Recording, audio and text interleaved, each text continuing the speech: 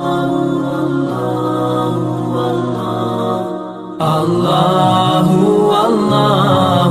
Allahu Allah Allahu Allahu Allahu Allah. अस्सलामु अलैकुम वरहमतुल्लाहि ताला वबरकातुहू। मेरा नाम है कारी बकर हयात और मैं आपको अपने चैनल पर खुशामदीद कहता हूँ। आज मैं आपके साथ डिस्कस करूँगा, आप अगरचे हाफिज़ हैं या नहीं हैं, लेकिन मेरे ये रूल आपके लिए बहुत ज़्यादा मुफीद साबित होंगे।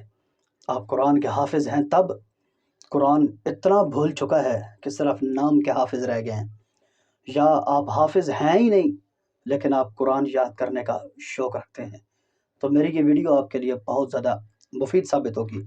मैं 5 किस्म के टिप्स आपको दूंगा। मुझे उम्मीद है कि आपने कोई एक भी अपना लिया तो इंशाल्लाह आप देखेंगे आप उससे कितना ज़्यादा मुस्तफ़ीद होते हैं और ये वीडियो आपके लिए कितना ज़्यादा मुफीद साबित होती है।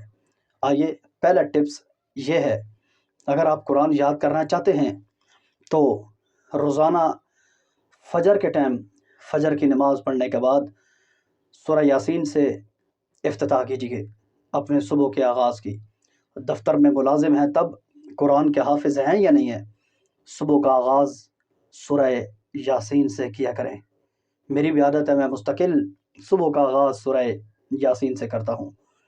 सूरह यासीन ज़ुबानी याद करें। मगरिब की नमाज के बाद सूरतुल वाक़िया ज़ुबानी याद करें। रात को सोते वक़्त सूरह मुल्क पढ़ कर सोया करें। सूरह मुल्क वो सूरत है जिस बंदे को रात को पढ़ कर सोने की आदत हो तो ये कब्र के अंदर बंदे की बख्शिश का, यानी कब्र में हिफाजत का ज़रिया बनेगी। सूरह मुल्क को ज़ुबानी याद करें। जो पंसूरा है, यह ज़बानी याद करने के बाद कुरान करीम की जो आखिरी सिपारा है, आखिरी सूरतें हैं, वो ज़बानी याद करने की कोशिश करें। कुरान करीम याद करने की आपकी इब्तिदा बन जाएगी। आखिर से आप इब्तिदा से याद करना जब थोड़ा थोड़ा शुरू करेंगे तो जो याद हो उसको आप नमाज़ों के अंदर पढ़ते रहिए। इंशाल्लाह मुझे उम्मीद है पंसूरा ज़ुबानी जब याद कर लेंगे, आखिरी पारा ज़ुबानी याद कर लेंगे, फिर सूरह कहफ, जुमा के दिन सूरह कहफ, ये क़यामत के दिन बंदे के लिए नूर का सबब बनेगी। सूरह कहफ से जुम्मे के दिन का आगाज़ करना चाहिए। सूरह कहफ को ज़ुबानी याद करें। उसके अलावा दरमियान से कुरान को ज़ुबानी याद करना शुरू करें। जितना जितना याद हो आप उसको नमाज़ों में पढ़ते रहिए।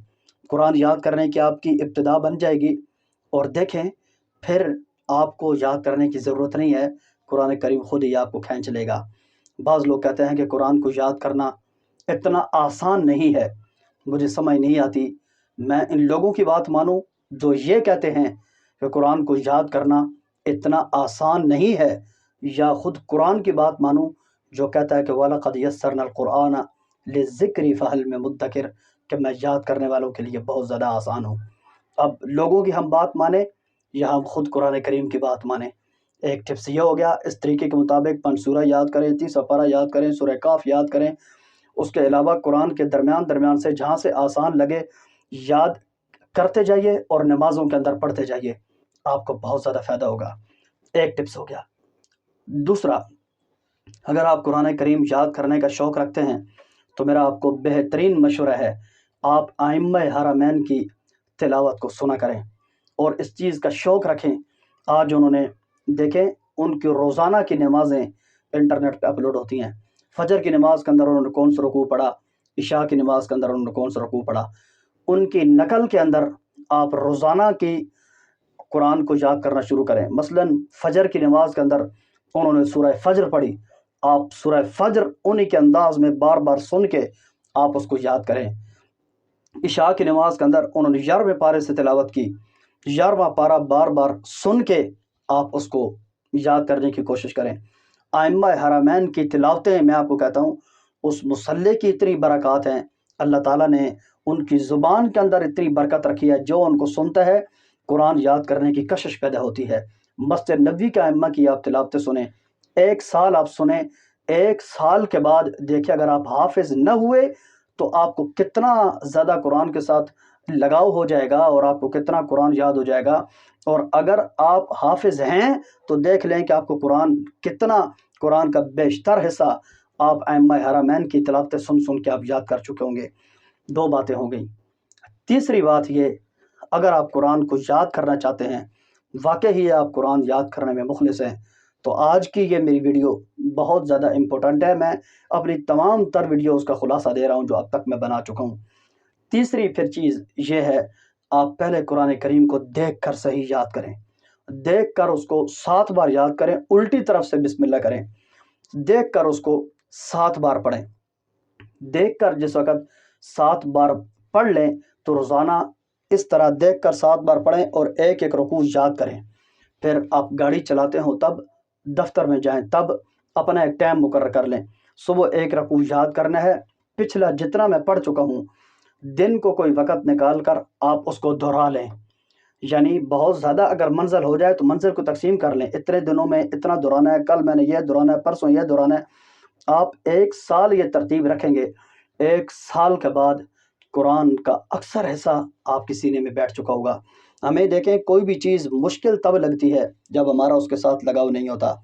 जब कुरान हम देख कर सही याद कर लेंगे तो ज़ुबानी अल्फाज खुद ब खुद, देखें अक्सर लोगों ने गाने गा रहे होते हैं, ये टैक्सियों के ड्राइवर देखें, ये गाड़ियों के ड्राइवर, क्लीनर देखें, गाने इंडिया के चल रहे हैं, उन्होंने कभी गाने वाले को देखा नहीं, गाना कभी उन्होंने वो पढ़ा हुआ, लेकिन सुना इतना ज़्यादा होता है कि साथ गाना भी चल रहा होता है और वो भी आंखें बंद करके आहिस्ता आहिस्ता साथ गुनगुना रहे होते हैं।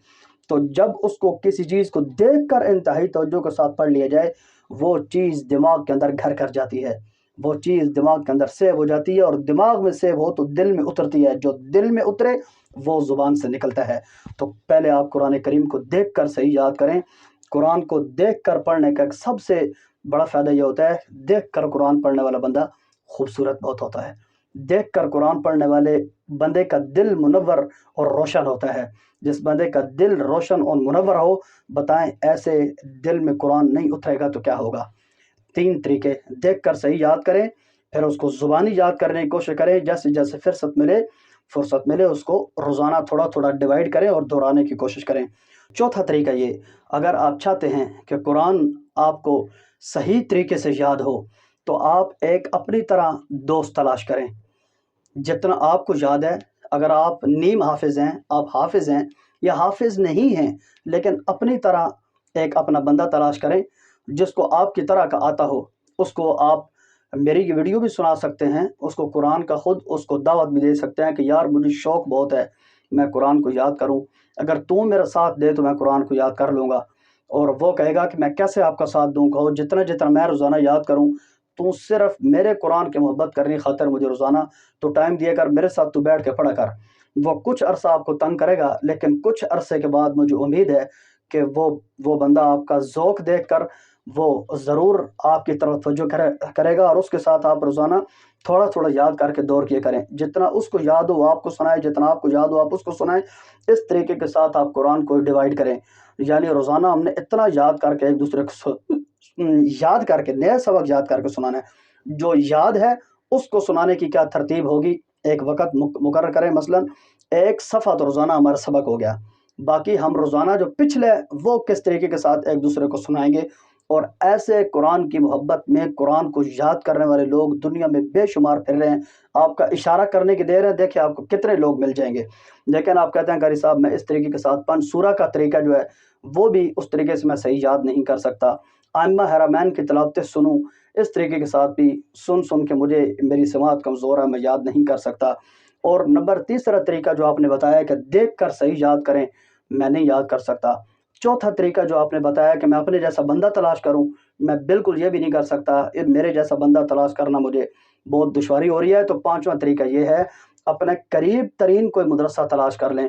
रोज़ाना जो भी आप नौकरी करते हैं, किसी स्टोर में हैं, फ़ौज में हैं, किसी काम में भी आप अगर कोई काम करते हैं, तो आप सुबह आधा घंटा किसी मस्जिद के इमाम को दे दें, या आधा घंटा किसी हिफ़्ज़ के मदरसे में जाएं और आधा घंटा या घंटा जाकर उनको टाइम दें। दफ्तर के दौरान थोड़ा थोड़ा करके याद करते रहें। फजर की नमाज के बाद जाकर एक ही दफ़ा सारा इकट्ठा आप जाके सुना दें। पहले सबक सुनाएं, फिर सबकी सुनाएं, اس کے بعد منزل سنائیں، جتنا بھی سنائیں، لیکن 1 سال تک ڈیلی اپنی ترتیب بنائیں۔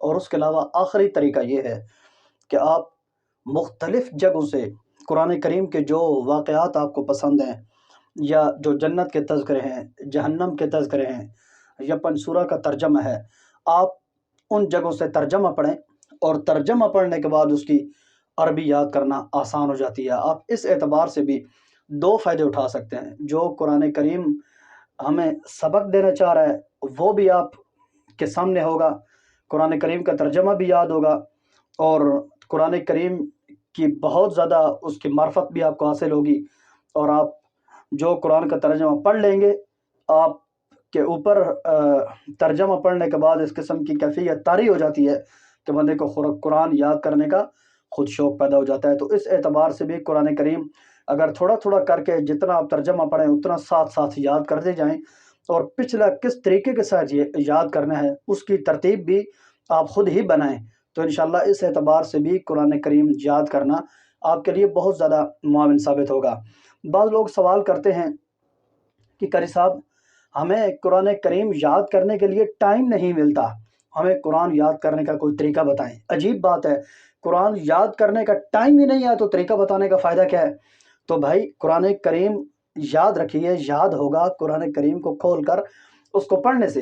اگر قرآن کریم کو کھولنے کی عادت نہیں ہے، قرآن کریم آپ کھولتے نہیں ہیں، آپ کا پڑھنے کو دل ہی نہیں کرتا، تو اس کے اوپر میں کافی ویڈیوز بنا چکا ہوں، آپ وہ بھی دیکھ سکتے ہیں۔